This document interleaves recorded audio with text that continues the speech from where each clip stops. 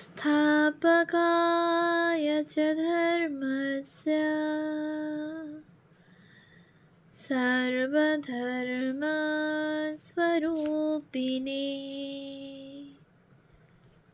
अवतारवरिष्ठाय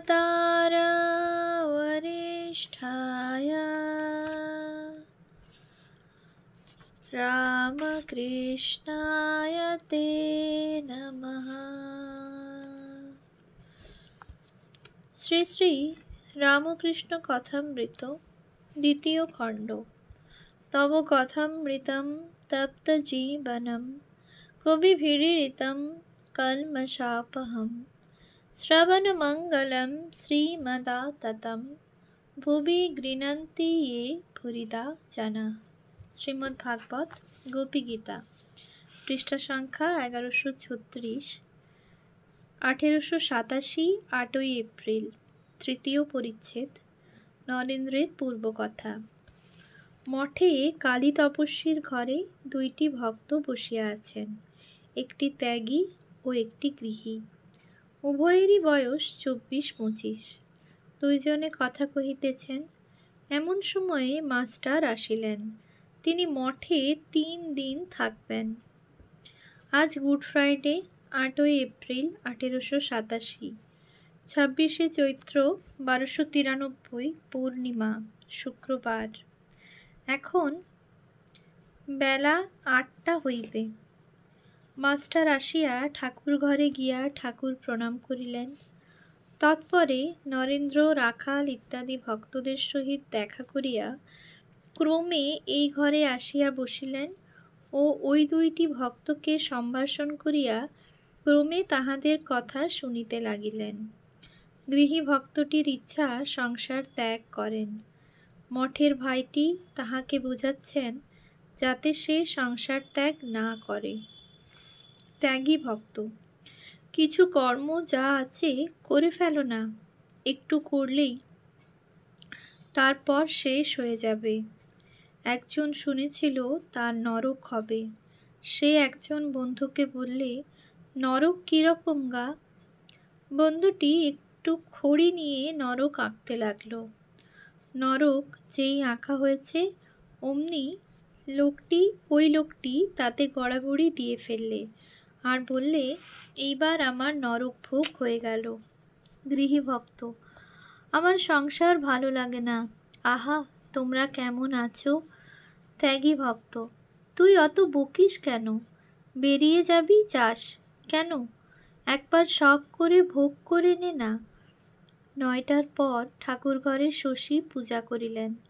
প্রায় 11টা বাজিল। মঠের ভাইরা ক্রমে ক্রমে গঙ্গা স্নান করিয়া আসিলেন। স্নানের পর শুদ্ধ বস্ত্র পরিধান করিয়া প্রত্যেকে ঠাকুর ঘরে গিয়া ঠাকুরকে প্রণাম ও তৎপরে ধ্যান করিতে লাগিলেন। ঠাকুরের ভোগের পর মঠের ভাইরা বসিয়া প্রসাদ পাইলেন। মাস্টারও সেই সঙ্গে প্রসাদ পাইলেন। সন্ধ্যা হইল। ধূনা দিবার পর ক্রমে আরতি হইল। দানাদের ঘরে রাখাল, শশী, বুড়ো গোপাল ও হরিশ বসিয়া আছেন। মাস্টারও আছেন। রাখাল ঠাকুরের খাবার খুব সাবধানে রাখিতে বলিতেছেন। রাখাল শশী প্রভৃতির প্রতি: আমি একদিন তাঁর জলখাবার আগে খেয়েছিলাম। তিনি দেখে বললেন, তোর দিকে চাইতে পারছি না, তুই কেন এ কর্ম করলি? আমি কাঁদতে লাগলুম। বুড়ো গোপাল: আমি কাশীপুরে তাঁর খাবারের উপর জোরে নিঃশ্বাস ফেলেছিলুম। তখন তিনি বললেন, ও খাবার থাক। বারান্দার উপর মাস্টার নরেন্দ্রের সহিত বেড়াইতেছেন ও উভয়ে অনেক কথাবার্তা কহিতেছেন। নরেন্দ্র বলিলেন, আমি তো কিছুই মানতুম না, জানেন। মাস্টার: কি রূপটুপ? নরেন্দ্র: তিনি যা যা বলতেন প্রথম প্রথম অনেক কথাই মানতুম না। একদিন তিনি বলেছিলেন, তবে আসিস কেন? আমি বললাম, আপনাকে দেখতে আসি, কথা শুনতে নয়। মাস্টার: তিনি কি বললেন? নরেন্দ্র: তিনি খুব খুশি হলেন। পরদিন শনিবার 9ই এপ্রিল 1887, ঠাকুরের ভোগের পর মঠের ভাইরা আহার করিয়াছেন ও একটু বিশ্রামও করিয়াছেন। নরেন্দ্র ও মাস্টার মঠের পশ্চিম গায়ে যে বাগান আছে তাহার একটি গাছতলায় বসিয়া নির্জনে কথা কহিতেছেন। নরেন্দ্র ঠাকুরের সহিত সাক্ষাতের পর যত পূর্ব কথা বলিতেছেন। নরেন্দ্রের বয়স 24, মাস্টারের 32 বৎসর। মাস্টার: প্রথম দেখার দিনটি তোমার বেশ স্মরণ পড়ে? নরেন্দ্র: সে দক্ষিণেশ্বরে কালীবাড়িতে, তাহারই ঘরে। সেই দিনে এই দুটি গান গেয়েছিলাম। মন চলো নিজ নিকেতনে, সংসার ও বিদেশে বিদেশীর বেশে, ভ্রম কেন অকারণে। বিষয় পঞ্চক আর ভূতগণ, সব তোর পর কেউ নয় আপন। পরপ্রেমে কেন হইয়ে মগন, ভুলিছ আপন জনে। সত্যপথে মন করো আরোহণ, প্রেমের আলো জালি চলো অনুক্ষণ। সঙ্গেতে সম্বল রাখো পুণ্যধন, গোপনে অতি যতনে। লোভ মোহ আদি পথে দস্যুগণ, পথুকের করে সর্বস্ব মোশন। পরম যতনে রাখরে প্রহরী, সম দম দুই জনে। সাধুসঙ্গ নামে আছে পান্থধাম, শ্রান্ত হলে তথা করিও বিশ্রাম। পথভ্রান্ত হলে শুধাইও পথ, সে পান্থ নিবাসী জনে। যদি দেখো পথে ভয়েরই আকার, প্রাণপণে দিও দোহাই রাজার। সে পথে রাজার প্রবল প্রতাপ, সমুণ্ডরে যার শাসনে। গান: যাবে কি হে দিন আমার বিফলে চলিয়ে, আছি নাথ দিবানিশি আশাপথ নিরখিয়ে। তুমি ত্রিভুবননাথ, আমি ভিখারি অনাথ, কেমনে বলিব তোমায় এসো হে মম হৃদয়ে। হৃদয় কুটির দ্বার খুলে রাখি অনিবার, কৃপা করি একবার এসে কি জুড়াবে হিয়ে। মাস্টার: গান শুনে কি বললেন? নরেন্দ্র: তার ভাব হয়ে গিয়েছিল। রামবাবুদের জিজ্ঞাসা করলেন, এ ছেলেটি কে? আহা কি গান! আমায় আবার আসতে বললেন। মাস্টার: তারপর কোথায় দেখা হলো? নরেন্দ্র: তারপর রাজমোহনের বাড়ি, তারপর আবার দক্ষিণেশ্বরে। সেবারে আমায় দেখে ভাবে আমায় স্তব করতে লাগলেন। স্তব করে বলতে লাগলেন, নারায়ণ, তুমি আমার জন্য দেহ ধারণ করে এসেছ, কিন্তু এই কথাগুলি কাহাকেও বলবেন না। মাস্টার: আর কি বললেন? নরেন্দ্র: তুমি আমার জন্য দেহ ধারণ করে এসেছ। মাকে বলেছিলাম, মা আমি কি যেতে পারি? গেলে কার সঙ্গে কথা কব? মা, কামিনী কাঞ্চন ত্যাগী শুদ্ধ ভক্ত না পেলে কেমন করে পৃথিবীতে থাকব? বললেন, তুই রাত্রে এসে আমায় তুললি আর আমায় বললি আমি এসেছি। আমি কিন্তু কিছু জানি না। কলিকাতার বাড়িতে তোফা ঘুম মারছি। অর্থাৎ? মাস্টার: অর্থাৎ তুমি একসময় প্রেজেন্টও বটে, অ্যাবসেন্টও বটে, যেমন ঈশ্বর সাকারও বটেন, নিরাকারও বটেন। নরেন্দ্র: কিন্তু এ কথা কারুকে বলবেন না। নরেন্দ্রের প্রতি লোকশিক্ষার আদেশ। নরেন্দ্র: কাশীপুরে তিনি শক্তি সঞ্চার করে দিলেন। মাস্টার: যে সময়ে কাশীপুরের বাগানে গাছতলায় ধুনি জেলে বসতে না? নরেন্দ্র: হাঁ। কালীকে বললাম, আমার হাত ধর দেখি।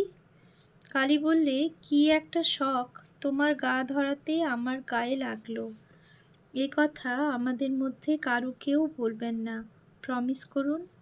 মাস্টার: তোমার উপর শক্তি সঞ্চার করলেন, বিশেষ উদ্দেশ্য আছে।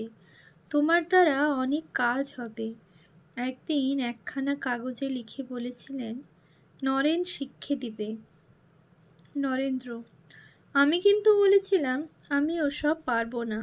তিনি বললেন, তোর হাড় করবে। শরতের ভার আমার উপর দিয়েছেন। ও এখন ব্যাকুল হয়েছে, ওর কুণ্ডলিনী জাগ্রত হয়েছে। মাস্টার: এখন পাতা না জমে। ঠাকুর বলতেন, বোধ হয় মনে আছে যে, পুকুরের ভিতর মাছের গাড়ি হয়, অর্থাৎ গর্ত, যেখানে মাছ এসে বিশ্রাম করে। সে গাড়িতে পাতা এসে জমে যায়, সে গাড়িতে মাছ এসে থাকে না। নরেন্দ্রের অখণ্ডের ঘর।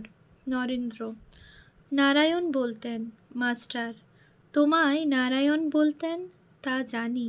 নরেন্দ্র: তার ব্যামোর সময় শৌচাবার জল এগিয়ে দিতেন না।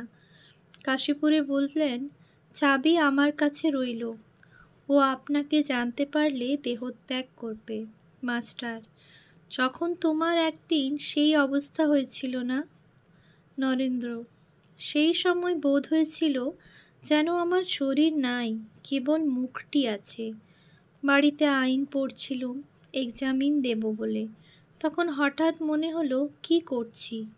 মাস্টার: যখন ঠাকুর কাশীপুরে আছেন? নরেন্দ্র: হাঁ, পাগলের মতো বাড়ি থেকে বেরিয়ে এলাম। তিনি জিজ্ঞাসা করলেন, তুই কি চাস? আমি বললাম, আমি সমাধিস্থ হয়ে থাকব।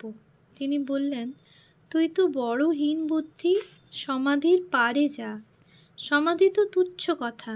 মাস্টার: হাঁ, তিনি বলতেন, জ্ঞানের পরে বিজ্ঞান। ছাদে উঠে আবার সিঁড়িতে আনাগোনা করা। নরেন্দ্র: কালই জ্ঞান জ্ঞান করে। আমি বকি, জ্ঞান কততে হয়, আগে ভক্তি পাকুক। আবার তারকবাবুকে দক্ষিণেশ্বরে বলেছিলেন, ভাব ভক্তি কিছু শেষ নয়। মাস্টার: তোমার বিষয় আর কি কি বলেছেন বলো। নরেন্দ্র: আমার কথায় এত বিশ্বাস যে যখন বললাম আপনি রূপটুপ যা দেখেন ওসব মনের ভুল, তখন মার কাছে গিয়ে জিজ্ঞাসা করলেন, মা, নরেন্দ্র এসব কথা বলেছে, তবে এসব কি ভুল? তারপর আমাকে বললেন, মা বললে ও সব সত্য। বলতেন, বোধহয় মনে আছে, তোর গান শুনলে বুকে হাত দিয়ে দেখাইয়া এর ভিতর যিনি আছেন তিনি সাপের ন্যায় ফোঁস করে যেন ফনা ধরে স্থির হয়ে শুনতে থাকেন। কিন্তু মাস্টার মহাশয়, এত তিনি বললেন, কই আমার কি হলো? মাস্টার: এখন শিব সেজেছ, পয়সা নেবার জো নাই। ঠাকুরের গল্প তো মনে আছে? নরেন্দ্র: কি বলুন না একবার। মাস্টার: বহুরূপী শিব সেজেছিল, যাদের বাড়ি গিয়েছিল তারা একটা টাকা দিতে এসেছিল, সে নেয়নি। বাড়ি থেকে হাত পা ধুয়ে এসে টাকা চাইলে। বাড়ির লোকেরা বললে, তখন যে নিলে না? সে বললে, তখন শিব সেজেছিলাম, সন্ন্যাসী, টাকা ছোঁবার জো নাই। এই কথা শুনিয়া নরেন্দ্র অনেকক্ষণ ধরিয়া খুব হাসিতে লাগিলেন। মাস্টার: তুমি এখন রোজা সেজেছ, তোমার উপর সব ভার, তুমি মঠের ভাইদের মানুষ করবে। নরেন্দ্র: সাধন টাধন যা আমরা করছি এসব তাঁর কথায়, কিন্তু স্ট্রেঞ্জ এই যে রামবাবু এই সাধন নিয়ে খোঁটা দেন। রামবাবু বলেন, তাঁকে দর্শন করেছি, আবার সাধন কি? মাস্টার: যার যেমন বিশ্বাস সে না হয় তাই করুক। নরেন্দ্র: আমাদের যে তিনি সাধন করতে বলেছেন। নরেন্দ্র ঠাকুরের ভালোবাসার কথা আবার বলছেন। নরেন্দ্র: আমার জন্য মার কাছে কত কথা বলেছেন। যখন খেতে পাচ্ছি না, বাবার কাল হয়েছে, বাড়িতে খুব কষ্ট, তখন আমার জন্য মার কাছে টাকা প্রার্থনা করেছিলেন। মাস্টার: তা জানি, তোমার কাছে শুনেছিলাম। নরেন্দ্র: টাকা হলো না। তিনি বললেন, মা বলেছেন মোটা ভাত মোটা কাপড় হতে পারে, ডাল ভাত ভাত ডাল হতে পারে। এত আমাকে ভালোবাসা, কিন্তু যখন কোনো অপবিত্র ভাব এসেছে অমনি টের পেয়েছেন। অন্নদার সঙ্গে যখন বেড়াতাম, অসৎ লোকের সঙ্গে কখনো কখন গিয়ে পড়েছিলাম। তার কাছে এলে আমার হাতে আর খেলেন না, খানিকটা হাত উঠে আর উঠল না। তার ব্যামোর সময় তার মুখ পর্যন্ত উঠে আর উঠল না। বললেন, তোর এখনো হয় নাই। একবার খুব অবিশ্বাস আসে। বাবুরামদের বাড়িতে কিছু নাই বোধ হলো। যেন ঈশ্বর টিশ্বর কিছুই নাই। মাস্টার, ঠাকুর তো বলতেন তাঁরও এরূপ অবস্থা একবার হতো। দুজনে চুপ করে আছেন। মাস্টার বলিতেছেন, ধন্য তোমরা, রাত দিন তাকে চিন্তা করছো। নরেন্দ্র বলিলেন, কই, তাকে দেখতে পাচ্ছি না বলে শরীর ত্যাগ করতে ইচ্ছা হচ্ছে কই। রাত্রি হইয়াছে। নিরঞ্জন পুরীধাম হইতে কিয়ৎক্ষণ ফিরিয়াছেন। তাহাকে দেখিয়া মঠের ভাইরা ও মাস্টার সকলেই আনন্দ প্রকাশ করিলেন। তিনি পুরী যাত্রার বিবরণ বলিতে লাগিলেন। নিরঞ্জনের বয়স এখন 25-26 হইবে। সন্ধ্যারতির পর কেহ কেহ ধ্যান করিতেছেন। নিরঞ্জন ফিরিয়াছেন বলিয়া অনেকে বড় ঘরে দানাদের ঘরে আসিয়া বসিলেন ও সদালাপ করিতে লাগিলেন। রাত 9টার পর শশী ঠাকুরের ভোগ দিলেন ও তাহাকে শয়ন করাইলেন। মঠের ভাইরা নিরঞ্জনকে লইয়া রাত্রের আহার করিতে বসিলেন। খাদ্যের মধ্যে রুটি, একটা তরকারি ও একটু গুড়, আর ঠাকুরের যৎকিঞ্চিৎ সুজির পায়সাদি প্রসাদ। ওম শান্তি শান্তি শান্তি। হরি ওম তৎসৎ। শ্রীরামকৃষ্ণার্পণমস্তু।